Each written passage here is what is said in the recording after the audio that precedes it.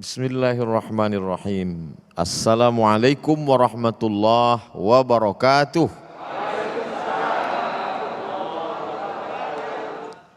Alhamdulillah wassalatu wassalamu ala Rasulillah wa ala alihi wa sahbihi wa man tabi'ahu wa mawalah. Laisa minna, tidak termasuk golongan kami, kata Nabi Muhammad sallallahu alaihi wasallam. Man lam yarham saghirana, tidak sayang kepada anak-anak. Walam ya'rif syarafa kabirina, tidak pula menghormati memuliakan alim ulama, pemimpin yang adil dan orang-orang yang lebih tua. Matta'anallahu bituli umurihim, Allah berikan kita kenikmatan dengan panjangnya usia mereka. Dan yang paling penting, selama hidup di atas dunia ini kita masih dinaungi oleh al-ulama warasatul anbiya, ulama pewaris para nabi. Setelah kita mendengarkan bagaimana caranya mendapatkan pertolongan Allah Subhanahu wa taala, apa saja syarat-syaratnya sehingga pertolongan itu turun kepada kita, sampailah kita pada pembahasan bagaimana bentuk pertolongan Allah itu kepada kita. Maka sesungguhnya pertolongan Allah yang pertama itu bentuknya batin, sehingga takutnya habis hanya untuk Allah semata. Ini bentuk pertolongan pertama yang diberikan Allah Subhanahu wa taala kepada para nabi, kepada para sahabat. Ketika Sayyidina Abu Bakar Siddiq bersama dengan Sayyidina Maulana Muhammad sallallahu alaihi wasallam berada di Jabal Thur, ketika mereka akan hijrah dari kota Makkah Al-Mukarramah menuju Yathrib yang berubah menjadi Al-Madinah Al-Munawwarah. Lalu kemudian saat itu Abu Bakar merasa ketakutan, datang rasa takutnya. Lalu apa kata Nabi Muhammad sallallahu alaihi wasallam? Ma dhannuka bisnaini, kalau kau sangka ya Abu Bakar, kalau kau sangka kita di sini berdua, fallahu salisuhuma, maka sesungguhnya Allah ada di antara kita. Innallaha ma'ana. Dalam Al-Quran kisah ini diceritakan. Idhuma fil ghari, ketika mereka berdua di dalam gua. Idh yaqulu li sahibihi, ketika berkata dia kepada sahabatnya, la tahzan, jangan takut, jangan cemas, jangan galau, jangan merasa engkau sendiri. Innallaha ma'ana, Allah bersama kita. Ini pertolongan yang pertama. Karena ketika orang dalam keadaan takut, cemas, ngeri, galau, hari ini orang takut, kemana dia menggantungkan dirinya? Kepada jampi-jampi dukun. Hari ini orang dalam keadaan takut, kemana dia menggantungkan harapannya? Meminta kepada jin, meminta kepada setan. Maka ketika Allah menurunkan pertolongan, dibuatnya hati itu hanya kokoh kepada Allah Subhanahu wa taala.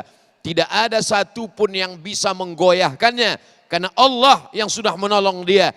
Maka kita selalu diajarkan doa, ya muqallibal qulub, engkau yang membolak-balikkan hati, sabbit qalbi, kokohkan hatiku, ala dinik, dalam agamamu, wa ala ta'atik, dalam ketaatan kepadamu. Manusia sehebat apapun senjatanya, sehebat apapun kendaraannya anti peluru, kalau dalam dirinya rasa takut, hilang itu sarana prasarana. Dia akan ketakutan. Orang kalau sudah terlampau takut, naik asam lambungnya. Orang kalau sudah terlalu takut, naik darah tingginya. Orang kalau sudah terlalu takut, naik gula darahnya. Orang kalau sudah terlalu takut, melihat pucuk pisang pun seperti hantu pocong. Kenapa? Ketakutan yang luar biasa. Maka Allah menolong hambanya, dia cabut rasa takut itu dari dalam hati si hamba. Sehingga dalam hati itu hanya ada ketakutan kepada Allah. Habiskan takutmu untuk Allah, sehingga tak tersisa untuk musuh-musuh Allah. Habiskan takutmu untuk Khalik, sehingga tak tersisa rasa takut kepada makhluk. Itulah yang dirasakan Sayyidina wa Maulana wa Syafi'ina wa Dhukhrina Muhammad sallallahu alaihi wasallam. Maka Allah sebutkan dalam Al-Quran, apa kata Allah Subhanahu wa ta'ala? Wa qadhafa fi qulubihimur ra'ba, di dalam hati mereka ditanamkan Allah ada rasa takut. Di dalam hati hamba Allah dicabut Allah rasa takut. Ala inna awliya Allah, ketahuilah wali-wali Allah, penolong agama Allah, la khaufun alaihim, tak lagi ada rasa takut, walahum yahzanun, tak lagi ada rasa sedih, tak lagi ada gundah gulana. Tapi musuh-musuh Allah, ini salah satu pertolongan Allah Subhanahu wa taala. Ketika dari hati seorang hamba itu dicabut Allah rasa takut, sementara musuh-musuhmu ditanamkan Allah ketakutan dalam hatinya. Wa qadhafa fi qulubihimur ra'ba. Qadhafa, lemparan dengan batu yang amat sangat kencang, keras dan kuat. Begitulah ketakutan itu menancap dalam hati musuh-musuh orang yang menegakkan agama Allah Subhanahu wa taala. Sehebat apa Fir'aun, dengan gagah perkasa kuasanya, tidak ada peradaban yang paling hebat sampai-sampai dijadikan salah satu dari 7 keajaiban dunia, tapi ada rasa takut dalam hatinya. Fir'aun yang gagah perkasa, kaya raya, penguasa dunia itu, yang Romawi tunduk di bawah kekuasaannya, tapi ternyata dia ketakutan melihat mimpi bayi anak kecil. Tidak terbersit di pikiran para pengamat kekuasaan dimanapun bahwa Fir'aun itu takut melihat anak kecil dalam mimpi. Begitu dia terbangun, dia langsung kumpulkan para penasehatnya. Dia katakan, malam tadi aku bermimpi melihat ada sesosok bayi. Anak kecil itu menarik mahkota dari kepalaku. Lalu pembisik-pembisiknya berkata, ada anak kecil yang lahir tahun ini dan dia akan merebut kekuasaanmu. Dia bukan semakin berani, takutnya bukan hilang, malah semakin takut. Fir'aun itu ketakutan, tapi orang di sekelilingnya menakut-nakuti dia. Fir'aun itu ketakutan, tapi orang yang berada bersamanya malah menambah rasa takutnya. Sehingga dia pun keluarkan peraturan keputusan Fir'aun tahun itu, semua anak-anak kecil tangkap, bunuh. Yudzabbihuna abna'ahum. Anak laki-laki disembelih hidup-hidup. Kekejaman yang luar biasa. Apa dosa anak kecil? Anak kecil yang belum pandai merangkak berjalan. Anak kecil yang belum pandai bicara berkata-kata. Tapi dasar orang kalau sudah terlalu ketakutan, anak kecil pun dijadikannya musuh. Hilang logika akal sehatnya. Itu yang terjadi pada musuh-musuh Allah Subhanahu wa taala. Belum terjadi peperangan, belum terjadi pertemuan di medan laga, musuh sudah ketakutan. Dan salah satu mukjizat Nabi Muhammad SAW, nusirtu birru'bi. Nusirtu, aku ditolong Allah Subhanahu wa taala birru'bi, dengan rasa takut dalam hati musuhku, masirata syahrin, perjalanan 1 bulan. Kenapa Nabi mengatakan perjalanan 1 bulan? Ternyata setelah diteliti oleh para ulama hadis, posisi Nabi Muhammad SAW berada di kota Al-Madinah Al-Munawwarah. Turun ke bawah Yaman, perjalanan 1 bulan. Naik ke atas Mesir, perjalanan 1 bulan. Ke kanan, perjalanan 1 bulan. Begitulah Allah menurunkan pertolongannya. Lalu kemudian bentuk yang ketiga, apa itu? Itastaghithuna rabbakum. Ketika kamu meminta kepada Allah, fastajaba lakum. Allah kabulkan doa kamu. Anni mubiddukum bi alfim minal malaikati murdifin. Kukirimkan bala tentara yang bersama dengan pasukan Muhammad SAW. Tidak bisa dilihat oleh mata manusia, tapi dia ada dan nyata. Musuh-musuh Allah melihat. Kami melihat pasukan begitu ramai dan banyak. Padahal pasukan Nabi Muhammad SAW hanya beberapa ratus orang saja. Begitulah rupanya kalau sudah Allah menurunkan. Yang terakhir, yang keempat, bahwa Allah turunkan berbagai kemudahan. Wa may yattaqillaha yaj'al lahu makhraja. Siapa yang takut kepada Allah, hilang takutnya kepada manusia, diberikan dia makhraja, solusi. Wa yarzuqhu min haitsu la yahtasib. Diberikan Allah rezeki dari jalan yang tidak disangka-sangka. 4 poin itu bukan batasan. Akal itu sama seperti mata dan telinga. Saya bisa melihat apa yang ada di depan saya, tapi saya tidak bisa melihat apa yang ada di balik dinding. Saya bisa mendengar apa yang dibicarakan orang di dekat saya, tapi begitu dia mulai menjauh, mulai suara itu mengecil dan nyaris tak terdengar, sampai akhirnya saya tidak tahu sama sekali. Begitu juga dengan akal. Maka kata pepatah orang Melayu, kalau galah panjang sejengkal, jangan laut hendak diduga.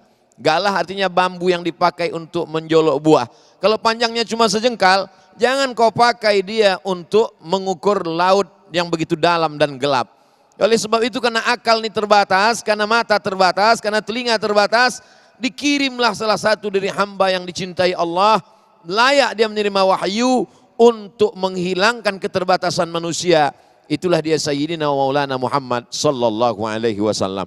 Makanya ketika orang berislam, sesungguhnya saat dia berislam, asyhadu an la ilaha illallah wa asyhadu anna Muhammad Rasulullah, al-inqiyadu wa ta'ah, dia ikut, manut, patuh, taat, dan mampu berkata sami'na wa ata'na. Orang kalau masih mengedepankan akalnya, maka dijamin dia masih angkuh, masih sombong. Tapi begitu dia berkata, akalku ini ada, tapi dia terbatas. Mataku ini ada, tapi dia juga terbatas. Telingaku ada, tapi dia terbatas. Yang tanpa batas hanyalah Allah, dan Allah kirimkan makhluk untuk mengajarkan yang tanpa batas itu. Apa kata Sokrates?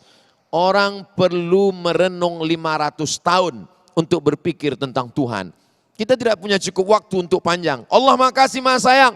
Di antara rahmat kasih sayang Allah, dikirimnyalah Nabi yang menerima wahyu untuk menutupi keterbatasan kita itu. Wallahu a'lam.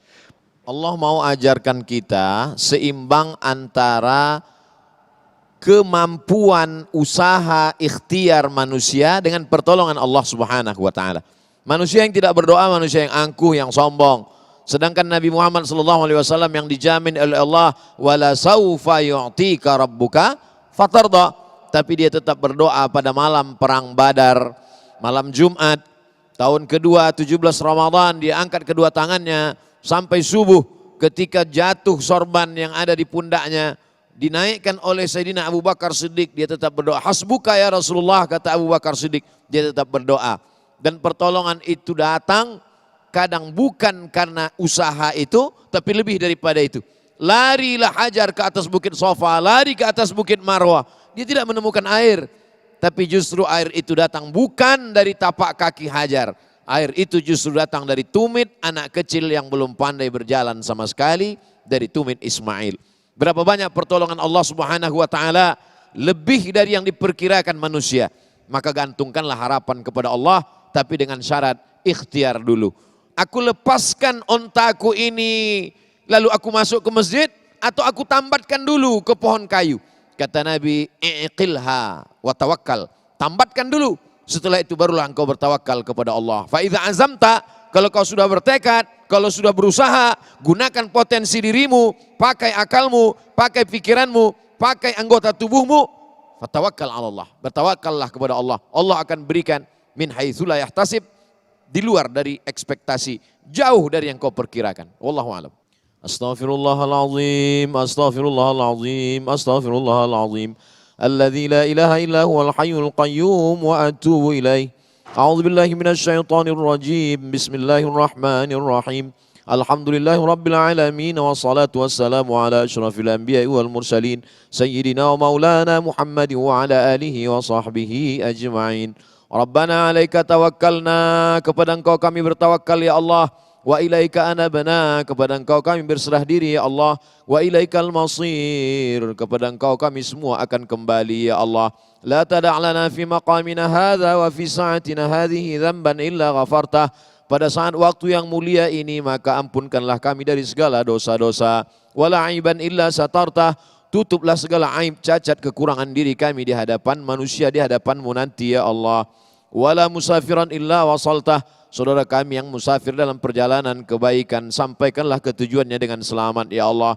Wala maridan illa syafaitah, saudara kami yang kau uji dengan penyakit, angkat penyakitnya, sehatkan ya Allah. Wala mayyitan illa rahimtah, saudara kami yang sudah mendahului kami meninggal dunia, lapangkanlah kuburnya, ampunkan segala silap salah dosanya ya Allah. Wala hajatan min hawaijid dunya laka ridha wa lana fiha salah, segala hajat dunia, hajat akhirat, baik untuk kami dan engkau ridha, illa qadaitaha wa yassartaha ya rabbal alamin. Mudahkanlah ya Allah, mudahkanlah ya rabbal alamin. Rabbana hab lana minas salihin, jadikan anak kami anak-anak yang saleh dan salihah. Min huffazil Quran wal hafizat, menjadi para penghafal Quran. Minal mujahidina fi sabilika bi amwalihim wa anfusihim, mereka akan berjuang menolong agamamu dengan harta dan nyawa mereka ya Allah. Allahumma dafa'anna al-ghala wal waba wal fahsya wal riba wal zina wal munkar ma dhahara minha wa ma batan min baladina hadha khassa wa min buldanil muslimina ammah. Angkatlah segala wabah, penyakit, riba, zina, narkoba, perbuatan keji dan mungkar dari negara Kesatuan Republik Indonesia dan dari negeri-negeri kaum muslimin ya Allah. Rabbana taqabbal minna innaka antas samiul alim wa tub alaina innaka antat tawwabur rahim. Rabbana atina fid dunya hasanah wa fil akhirati hasanah wa qina adzabannar. Wa sallallahu ala sayyidina wa maulana Muhammad wa ala alihi wa sahbihi wa sallam. Walhamdulillahi rabbil alamin. Taqabbalallahu minkum minna wa minkum taqabbal ya karim.